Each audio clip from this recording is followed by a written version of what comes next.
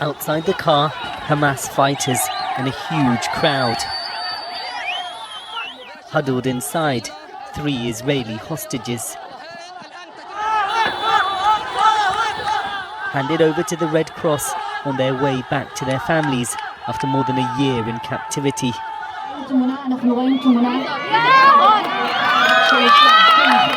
In Tel Aviv, they'd gathered to watch history unfold.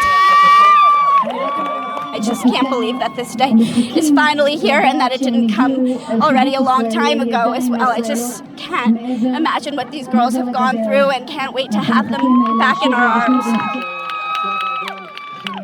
I can't explain what we feel. I can't explain. We're like just like a big family. That's all I can feel. I don't know them, but they're like my sisters. I can't explain. It's insane.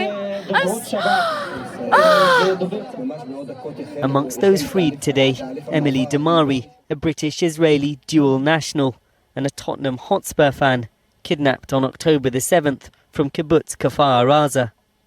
My beautiful, funny and brave daughter, who I love to the moon and back, deserves to come home. I need to hug her again, and I need to see her smile. Also released, Doron Steinbrecher, a veterinary nurse, again from Kfar Aza, and Romy Gonen, shot and abducted at the Nova Music Festival. We spoke to her mother after a previous ceasefire deal collapsed. We were so sure she will go out at Friday, and it was devastating. To wake up at 4:30 and follow the news and then see there is no list. In Gaza today, as the ceasefire began, smiles, selfies, and most of all, a sense of relief. Here, they chant patriotic songs. My homeland, you're a paradise. Victory, victory, shout these boys. Some of the widest smiles on the faces of Gaza's paramedics. They've spent the past 15 months witnessing unbearable horror. Now, Israel's bombs, at least for the moment, have fallen silent. It's over, he shouts. Also parading on the streets, Hamas fighters putting on a show of force. Despite the bloodshed, they're trying to portray the fact they're still standing as a victory.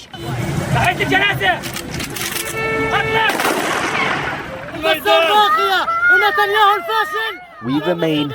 Netanyahu is a failure in the dustbin of history, this man proclaims belligerently.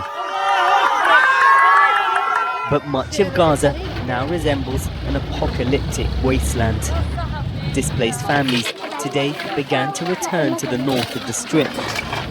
A ferocious and renewed Israeli offensive in recent months has left destruction as far as the eye can see.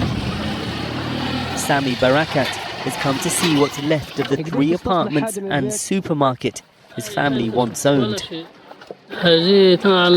We found the place destroyed, as if it had been hit by an earthquake or a volcano. It's indescribable. This street used to be the most beautiful street in the Jabalia area.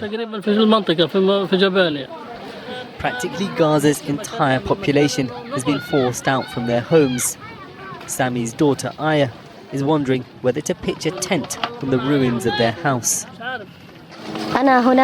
I'm here next to my destroyed house. I look left and right and see nothing that can be salvaged. I'm unable to describe these feelings. No human can. Where will we live? This is the question for which we have no answer. Some here can barely recognize where their homes once stood. Others pick through the debris, looking for any possessions they can find. Still, amidst it all, there's also defiance. Despite the siege and the destruction, says Mina, we will raise the flag of Palestine, no matter the cost, and we will be victorious. For both sides in this awful conflict, there is now a new hope that more hostages will be released, that the war will finally end. Well, everyone here at Hostage Square hoping to be back here again next week. That's when the next batch of Israeli hostages are due to be released. Meanwhile, currently in the occupied West Bank, preparations underway for the release of around 90 Palestinian detainees. We've already seen dozens of aid trucks entering into Gaza today, delivering much needed vital supplies for people there. At the moment, families in Gaza who've been displaced to the south cannot yet return to the north.